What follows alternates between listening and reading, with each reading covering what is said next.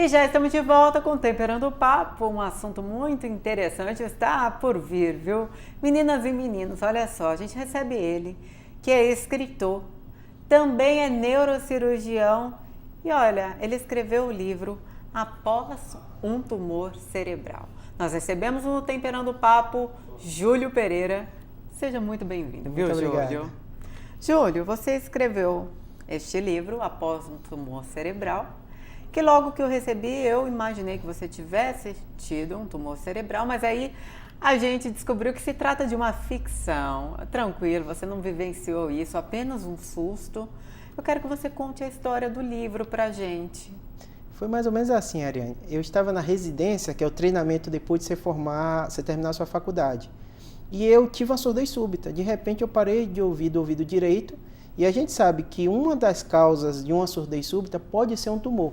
Apesar de não ser a mais frequente, eu me imaginei, será que eu estou com tumor? Sim. E depois até mesmo pela profissão, pela especialização, né? Neurocirurgião. Isso. Então, para o neurocirurgião, quando chega uma surdez, alguém já pediu o exame, você se depara com frequência pacientes com tumores que abriram um quadro desse jeito. Sim. Aí eu imaginei, será que eu tenho um tumor? Pedi para um colega pedir o exame, a ressonância e fiquei aguardando. Entre o convênio autorizar, tudo isso demorou alguns dias, mas para mim foi uma eternidade.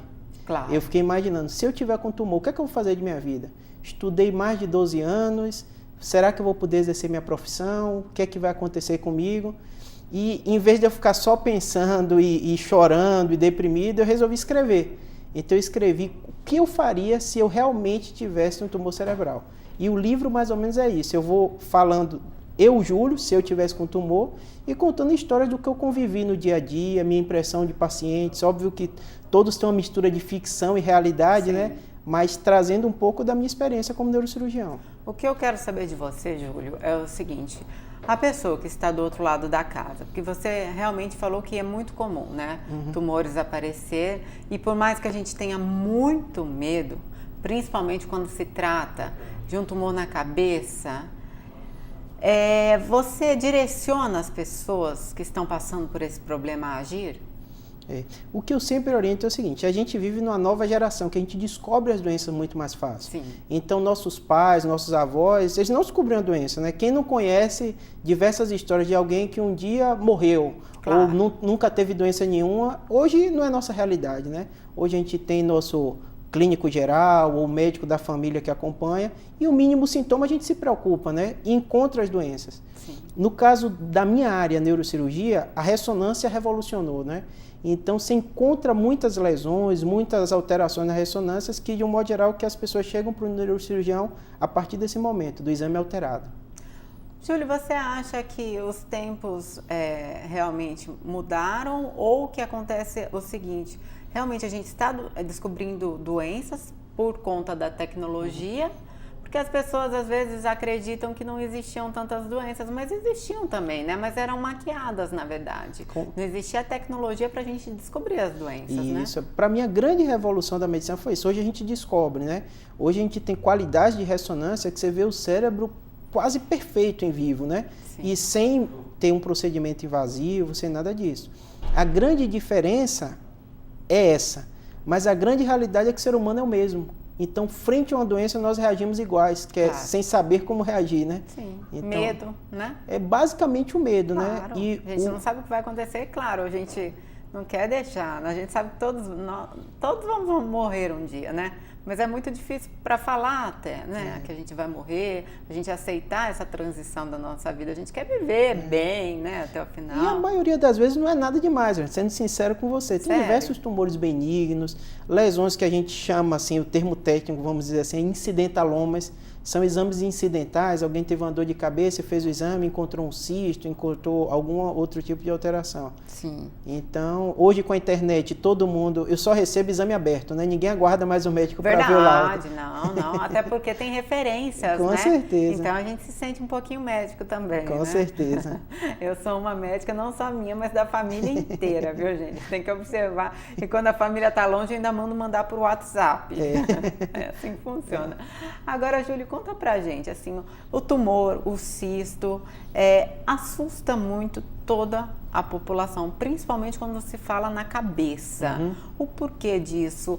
A tecnologia avançou, a ciência avançou, hoje em dia a gente consegue realmente tirar um tumor, um cisto, sem ter pelo menos essa insegurança de que o paciente vai voltar ou não bem, porque na maioria das cirurgias que aconteciam no passado, um passado recente, até 5 anos atrás, posso dar o exemplo da minha sogra, que ela tirou um tumor da cabeça, e o médico falou, a gente não se responsabiliza, pode ser que ela não volte. Claro que a gente sabe que toda cirurgia tem um risco, mas ouvir isso é um choque. Com certeza. Né? Hoje em dia a gente tem uma margem de segurança razoável. Sim. Óbvio que você está pensando em qualquer procedimento, tem uma série de riscos, né? Claro. Mas a evolução da medicina hoje não dá uma segurança muito grande, né? De fazer diversas lesões. Depende muito da localização e do tipo da lesão. Entendi. O que acontece, vamos dizer agora, minha área é neurocirurgia, né?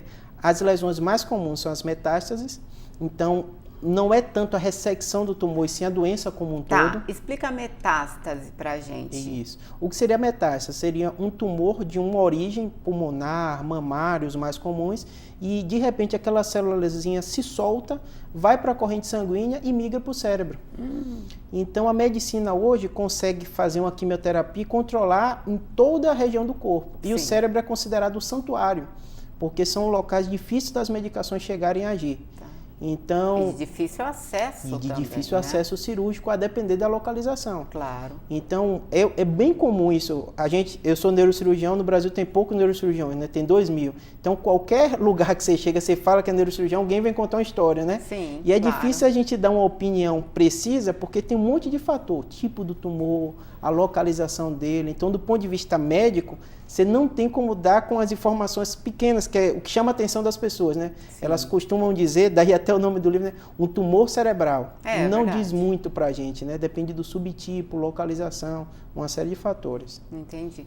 Agora, para as pessoas que estão assistindo Temperando em Casa, fala pra mim, Júlio, cefaleia, enxaqueca, perda de visão, são sintomas de um tumor cerebral, de um aneurisma, de alguma situação que a pessoa pode se preocupar e procurar um médico? Isso, com certeza. No parte da gente do cérebro, os sintomas mais comuns são relacionados com a lesão crescendo dentro do ambiente, que é uma caixa fechada, que é a caixa craniana. Então, todos são sinais relacionados muitas vezes à hipertensão intracraniana, que é a cefaleia. Qual o grande fator confundidor, Ariane? Que dor de cabeça é uma coisa muito comum. Sim. Quase 40% da população tem pelo menos uma crise por ano. Claro. Então, eu sempre oriento que o mais importante é a pessoa ter o seu generalista, o seu médico da família, um clínico, que te conheça e consiga fazer uma triagem para dizer, não, essa é a sua enxaqueca, é a sua dor de cabeça normal, ou não, essa eu não estou conseguindo controlar, você precisa de um neurologista. Não, essa você precisa de um exame de imagem. Senão a gente cria também uma sensação de pânico, né? Claro. Que qualquer dor de cabeça é um tumor, e a gente sabe que não é assim. Sim, é comum, né? Até mesmo hoje em dia por causa do estresse, trânsito, muito trabalho, etc e tal, vem a dor de cabeça, mas vale salientar que são sintomas também, principalmente a perda da visão.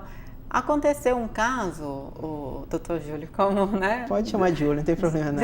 A gente descobre que você é neurocirurgião, então a gente conta os casos. O Igor Medeiros, ele também vinha muito ao programa Temperando Papo, ele é um palestrante muito renomado e ele é da cidade de Santos. E quando ele estava voltando para a casa dele em Santos, de repente ele não conseguiu enxergar mais nada. Realmente ele perdeu a visão e ele estava dirigindo. Ele encostou o carro, ficou desesperado, a visão voltou, ele foi até a casa dele, já foi no hospital achando que era um estresse, algo do tipo. Quando ele chegou no hospital, o médico já não deixou com que ele saísse do hospital e falou que ele ia ser internado porque havia um grande tumor na cabeça dele, que deveria ser retirado naquele momento. Ele perdeu muitos movimentos, principalmente do lado esquerdo dele. E aí fica a dica também, né? Porque a perda da visão é um sinal muito importante, né, doutor? Com certeza. Qualquer alteração deve ser levada ao médico, né? Hoje em dia a gente tem um acesso razoável, né?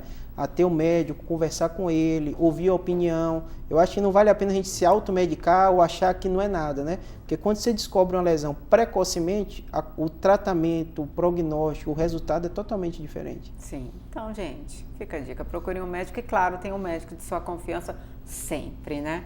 A gente vai para um rápido intervalo, doutor. Júlio Pereira continua conosco no Temperando o Papo, ele que é neurocirurgião.